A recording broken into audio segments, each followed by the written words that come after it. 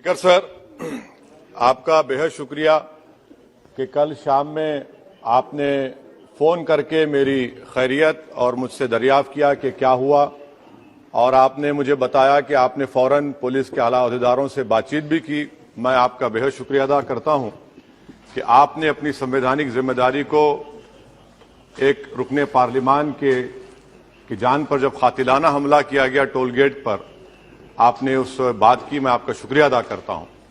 Speaker साहब, मैं मुख्तसर से यहां पर यह बात कहना चाहूंगा कि मुख्तलिफ सियासी पार्टियां मुख्तलिफ प्रदेश में इख्तिदार पर हैं। ये बात आप तमाम को मैं गोशेगुजार कर रहा हूं कि आखिर ये कौन लोग हैं जो गोली पर भरोसा करते हैं, बैलेट पर नहीं करते। आखिर ये कौन लोग हैं जो इतना रेडिकलाइज हो चुके हैं कि इनको इस संविधान पर एतमाद नहीं रहा, उनको अंबेडकर के बनाए हुए संविधान के खिलाफ हैं, जो इतनी नफरत पैदा करते हैं।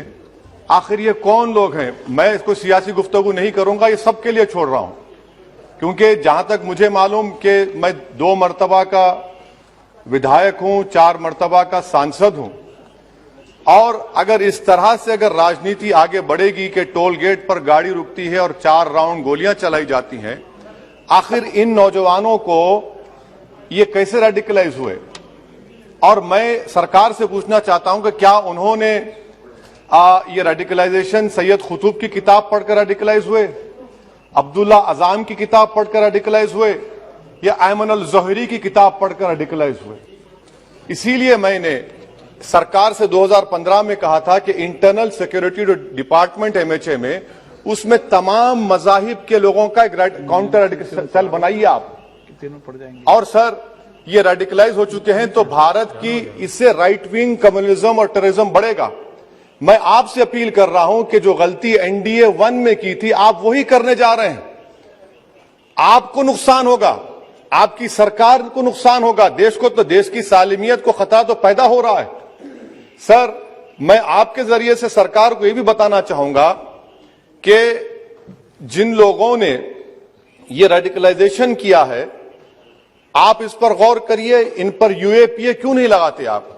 अगर कोई स्पीच देता है, अगर कोई फेसबुक पर किसी क्रिकेट मैच पर किसी टीम की तायीद करता है तो यूएपीए लगता है। एक सिटिंग एमपी के ऊपर यूएपीए नहीं लगेगा सर। मैं सरकार पर छोड़ता हूं। सर, चौथी बात यह है कि रेडिकलाइजेशन की जब बात होती है, हमने यहां पर एक कांग्रेस के बड़े नेता से सुना कि 2 भारत हैं दौलत के एतबार से। नहीं सर, भारत की दौलत मोहब्बत है। भारत की दौलत पैसों की दौलत नहीं है, भारत की दौलत मोहब्बत है। हां, 2 भारत हैं, एक मोहब्बत पर जो पिछले कई बरसों से आबाद है, और एक नफरत पर भारत बन रहा है। तो क्या आप दौलत की भारत की मिसाल देंगे या मोहब्बत की भारत की मिसाल देंगे? अगर मोहब्बत की भारत की मिसाल देंगे तो उसमें आपको मेरी जबान को रोकने के लिए गोली चलाने की जरूरत नहीं है। इस 2 भारत को समझने की जरूरत है। सर, खत्म सर, मुझे खत्म सर सुनिए सर, मैंने करीब से 6 फीट से गोलियां देखी, मुझे बोलने दीजिए सर। हो सकता है कि कल दिन ना देखूं मैं। अगर मैं यहां पर नहीं बोलूंगा तो कहां बोलूंगा सर? आप मुझे प्लीज बोलने दीजिए।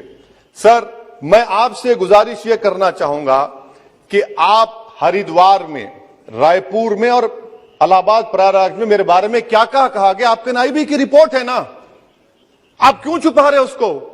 देखिए, मैं मौत से नहीं डरने वाला हूं, हम सबको जाना है इस दुनिया से, बल्कि मैंने कह दिया कि मैं इस वतन में पैदा हुआ, मेरी मां की कोख से तो जमीन पर लिटाया गया। जब मेरी आंख बंद हो जाएगी तो इंशाल्लाह औरंगाबाद की जमीन मुझे दफनाया जाएगा। मगर मैं आपसे अपील करना चाह रहा हूं सरकार से सर, कि जो कुछ बातें की गई हैं उसको देखिए। मैं जेड कैटेगरी सिक्योरिटी नहीं चाहिए मुझे, मैं हरगिज नहीं चाहिए मुझे। मैं 94 से पॉलिटिक्स में हूं, मैं आजाद जिंदगी गुजारना चाहता हूं। मैं घुटन के साथ जिंदा नहीं रह सकता इस दुनिया में। मुझे जिंदा रहना है तो अपनी आवाज उठाना है, मुझे जिंदा रहना है तो सरकार किसी के उनके खिलाफ बोलना है, और अगर गोली लगती है तो मुझे कबूल है, मगर मैं घुटन की जिंदगी नहीं गुजार सकता सर। मेरा मानना यह है कि संविधान में अगर देश के गरीबों को, मजलूमों को, अल्पसंख्यक समाज को सिक्योरिटी मिलेगा तो मुझे मिलेगी। आपकी चिंता हमें है ना सर, मैं सिक्योरिटी दे रहे हैं सर, आपको नहीं सर, देश के गरीब बचेंगे तो मैं बचूंगा। ओवैसी की जान इखलाक पीलू से बढ़कर नहीं है सर। ओवैसी की जान उस वक्त बचेगी जब गरीब की जान बचेगी। इसीलिए मैं आपके जरिए सरकार से अपील करना चाहूंगा कि सर इस नफरत को खत्म करिए, इस नफरत को खत्म करिए और इस पर आप गौर करिए। मैं नहीं लूंगा सिक्योरिटी, मैं जेड कैटेगरी नहीं चाहता हूं सिक्योरिटी। मुझे ए कैटेगरी का शहरी बनाइए आप, मुझे ए कैटेगरी का शहरी बनाइए ताकि मेरी और आपकी जिंदगी बराबर हो। जब देश के प्रधानमंत्री पर सिक्योरिटी ब्रीच हुआ, अपोजिशन की तरफ से मैंने कहा था कि गलत हुआ। सब सेकुलर पार्टी के लोगों ने कहा कि ओवैसी तुम क्यों बोले, तुम क्यों बोले। मैंने कहा नहीं, देश का प्रधानमंत्री मेरा है, सिक्योरिटी ब्रीच हुई तो एक्शन लेना चाहिए। मगर 4 मर्तबा के एमपी पर कोई 6 फीट के फासले से 4-4 गोली चलाता है। मुझे मौत है, हम सबकी मौत है, मगर मैं इन गोली चलाने वालों से डरकर खामोश नहीं बैठने वाला हूं।